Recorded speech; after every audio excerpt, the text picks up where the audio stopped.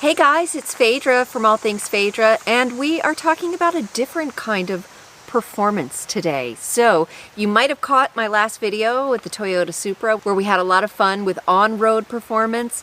Well, this week we're talking about off-road performance.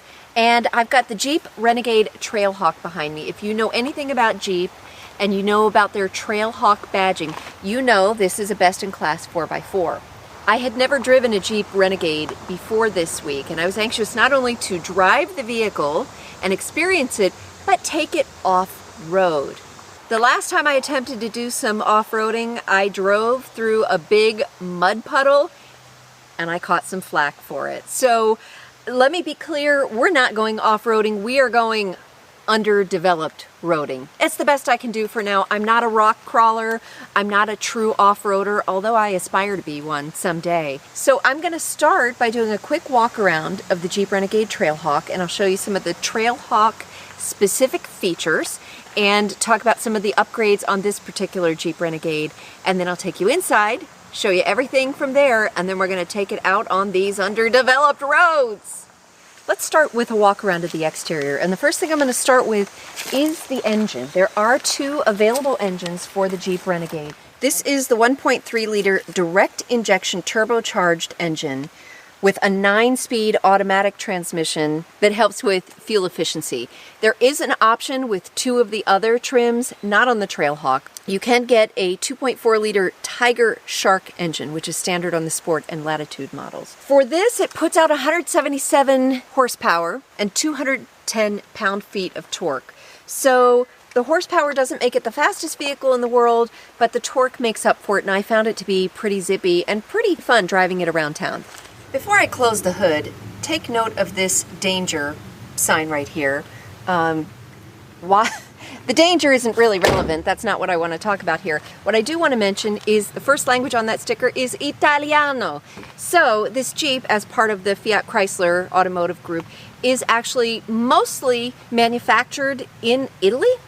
About 66% of it is in Italy, and the final assembly point is Italy. So you'll actually be driving in Italian style. While we're up here, let's talk about some signature things that you get on the Trailhawk. So you'll notice down here the red tow hooks. You'll have two up front and one in the rear, which I'll show you in just a minute.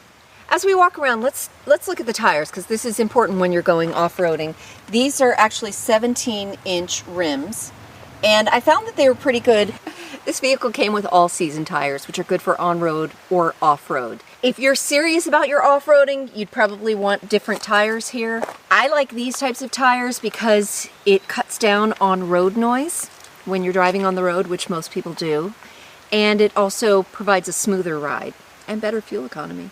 The color that you're looking at, I don't know if I've mentioned this before, but I do not like blue vehicles. There, I said it. And guess what?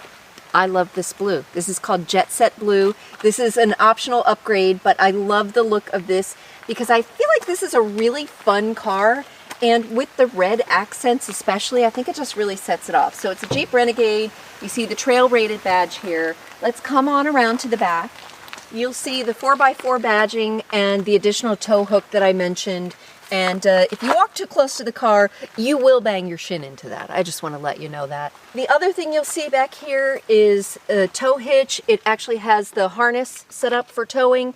And good thing to know is that this only has about a 2,000 pound capacity. So you wouldn't want to do some heavy duty towing, but this is great for light towing. Since we're back here, let's go ahead and take a look at the cargo space back here. And the first thing you'll notice is this. What is this? Well, I'm going to show you what this is in just a minute. Actually, I haven't even played around with this. This is something called the MySky roof panels. This holds the roof panels on top that I'm going to show you in just a minute. But we'll take this out and you'll get a sense of the cargo space back here, which is pretty adequate.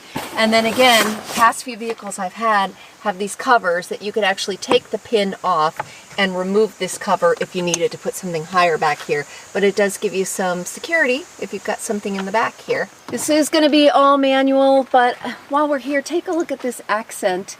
This Jeep logo right here. because that's something that you'll see throughout this vehicle. They're very clearly proud that this is part of the Jeep family, and I actually love finding it in really unexpected places. So let's go take a look at the roof panels, and we'll also examine the interior. So what the heck is MySky? MySky are these roof panels, and they look like they are simply a skylight or a panoramic moonroof or something like that. They are not. You are about to get an open air feel inside your Jeep Renegade. So it's not a Jeep Wrangler, but they're giving you a lot of the same kind of feel. So remember I just talked to you about that little Jeep logo look? I love this. This is the key that you need to take off the MySky panels. And you just basically stick the key here, and you're going to unlock it. And we should be able to unlatch and pull it off. I'm going to go up top and grab the panel. This is my first time taking off the panels, and they are not super light, but totally manageable. I'd say it's probably about 20 pounds if I had to guess. So I'm going to take this one off, hopefully not drop it, and we're going to take the second one off as well.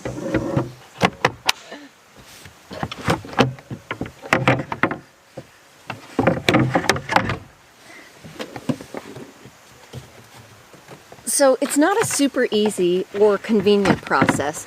So if it's something that you're going to do, you're going to want to, well, probably have a second person to hand the panels to. But you'll want to have them off probably for a while. So I cheated a little. I just basically set the panels back here because this is not going to be a long-term situation. But I promise you, I will show you how to get them back on. It's something we're going to have to figure out together. They do have some instructions here for how to remove them and how to store them, but ain't nobody got time for that. Not today, anyway. We're going to go to the interior without our roof panels, hopefully have some good light, and then we're going to take it on the road. Now that I semi-successfully stored those roof panels, we're going to go inside and check out what it's like with the roof panels off and just check out the interior in general. First thing we're going to do is turn it on because it's hot and I want some air conditioning. All right, we are looking at the cockpit here. Yes, the engine's running. Let's go ahead and talk about this screen right now. Get it out of the way. Uconnect screen. And if you're looking at the Uconnect screen, it's not bad. We've got an 8.4-inch screen, which is pretty good. It's pretty good size. However, this is a nitpicky thing. I use CarPlay all the time. When you use CarPlay, it now drops the display down to 7 inches, which is it's a fairly small display. You're looking at a map of nowhere right now, but it's a fairly small display, and I get that they do that to give you ease of access to these options down here, like climate, other Uconnect apps, media, and so on. But if I have to have a minor bone to pick, that's one of them. And I do have a few others. While we're here, let's talk about the air conditioning. So climate control, very important on a day like today. It's August, people, and it's hot and humid. And I find that these vents, while they're attractive and I like the way that they look, they don't do a tremendous output here. So it took me about 20 minutes to really cool down the vehicle today, even though I had it on the lowest temperature and the highest fan settings. So these are your climate controls down here. So beware a little bit about that if you're hot-blooded or cold-blooded or whatever.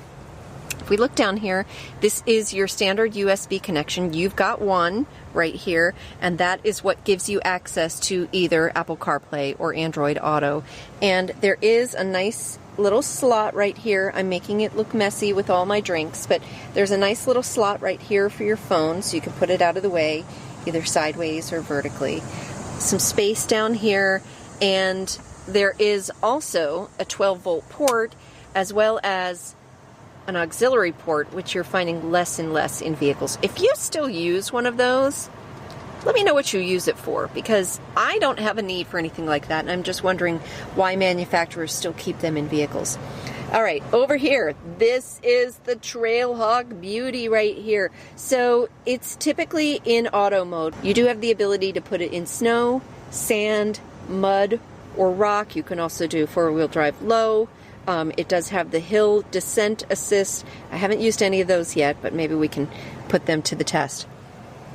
Otherwise, you've got a pretty rugged looking interior. You've got a handle right here. You've got all the red accents, which are part of the Trailhawk package. And when I first got in, I was a little confused by that, but I actually like the color accents. I think it's really nice. Right here, you have the ability to turn the stop-start engine off and on.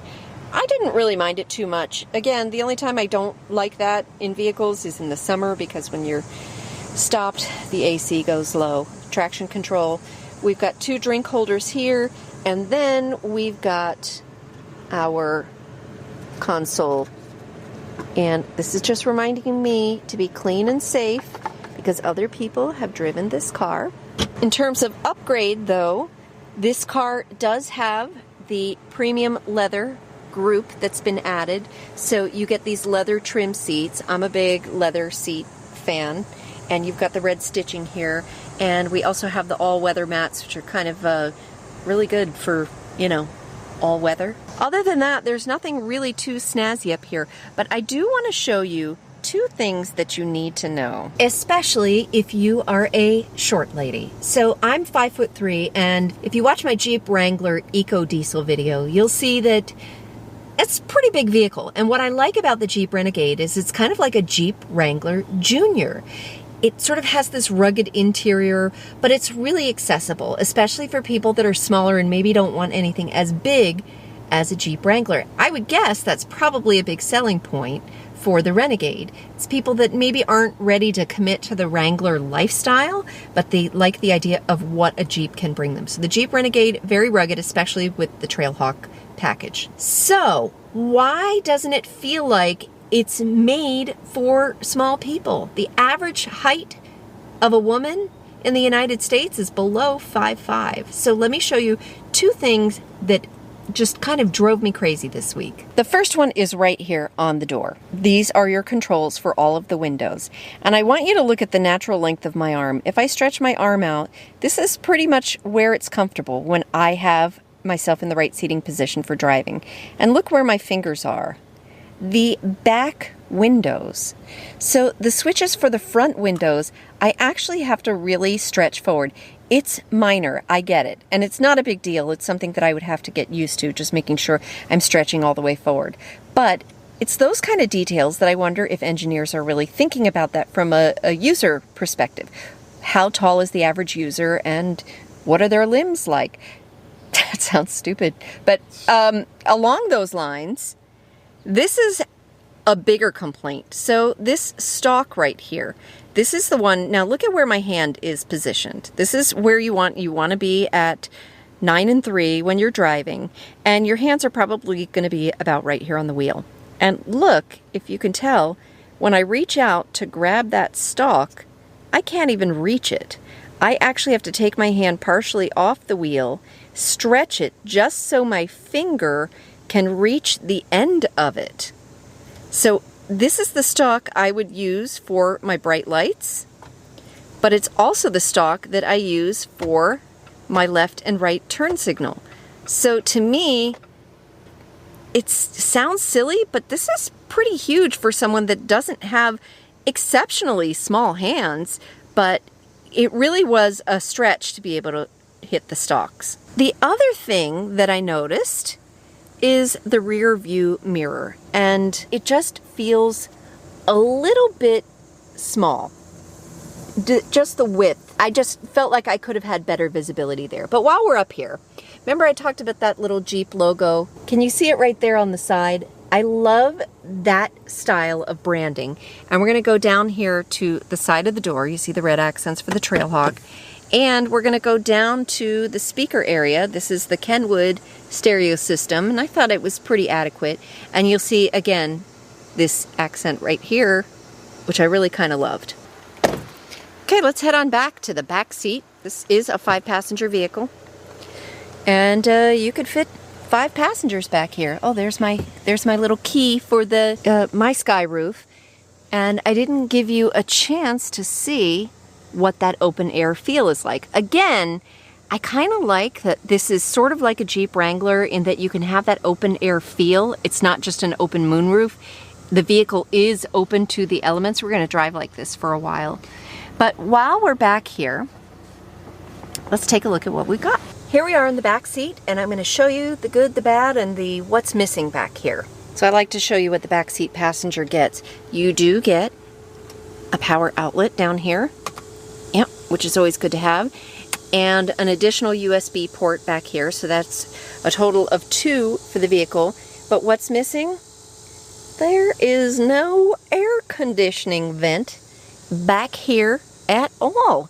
So I have it on good authority that if you are a backseat passenger, it can get quite warm back here without that air conditioning. You're also looking at these map pockets back here. Believe it or not, that is an option that comes with the premium leather group, which this vehicle has. So if you want a map pocket, you'll get that here. Other than that, it's pretty straightforward back here. You do have the ability to put drinks in the door. There's that Jeep logo again. You've got some stereo speakers. Let's look at the seats themselves. So normally what you're used to in the back is a 60-40 split, which is what comes standard in the Jeep Renegade. What this has as part of the premium leather group upgrade is what they call a 40-20-40 split. So that means we can put this whole thing down. This would be the equivalent of a 60-40 split. We can pull this tab and put the 20 down. So this gives you cup holders. It's kind of like a center console, and it also gives you a pass through to the back. And then of course we have the other seat that will also fold flat. But what good is a 4x4 unless you can actually go have a little fun with it? So that's what we're gonna do now. We're gonna go take it for a drive on these underdeveloped roads.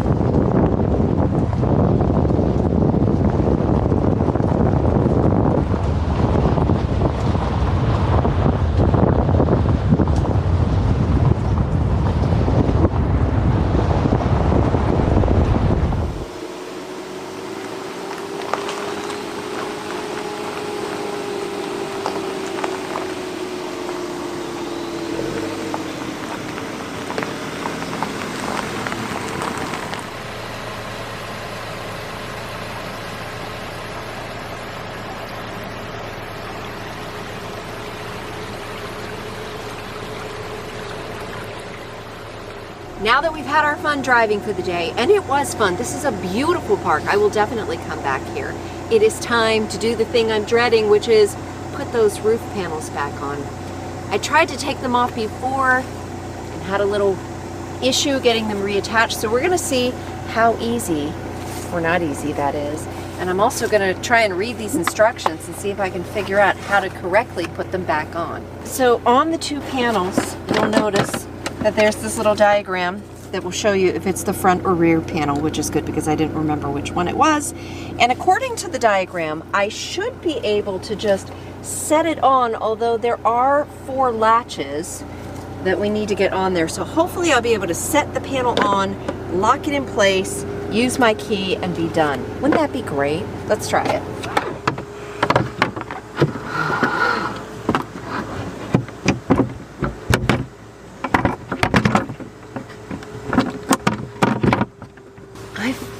Like maybe I got it. I just have to get that hooked right there, and no. Okay, so once I had it set in place, it took me a couple tries because I didn't understand what I was doing. This is the piece right here, this yellow piece that may cause some confusion. I kept thinking that that had to go into this slot right here. It doesn't. It's just gonna rest right there, and once it's there and everything feels like it's in place, then you're just gonna make sure that this hook right here is latched to that loop right there. And once you've got that in, just move the handle and it's now locked in place. I was making it much more difficult than it needed to be, and I'm gonna have much more success with the rear panel. It does have some latches in the back, so you have to make sure you line those up correctly.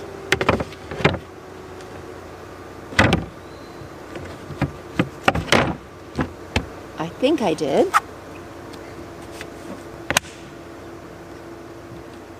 And just like that, I latched it. Yay me. All right, that's gonna wrap this up.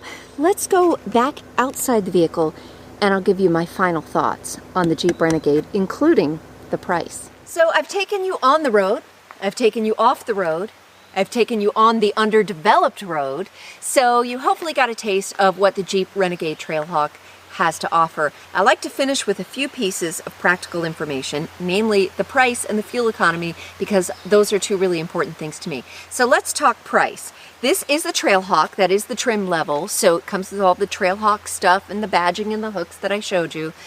The base price for the Trailhawk is $27,795. This does have some optional upgrades. It does have the Jet Set Blue Clear Coat, which is $195.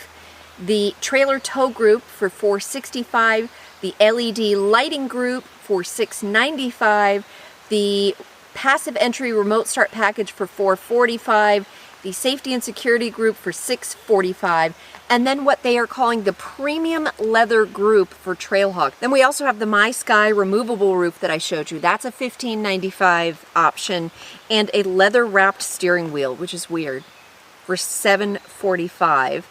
Destination charge of $1495. I'm sorry, I'm building up to this.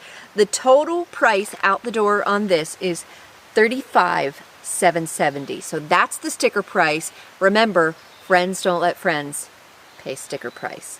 The other thing I want to talk to you about is the fuel economy. I mean, it's a 4x4, so it's not going to be amazing, but this is 22 city, 27 highway.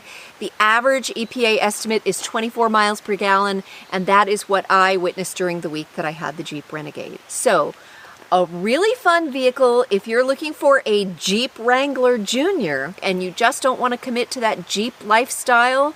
This is a pretty nice substitute, and it's really fun to drive. And it's really cute.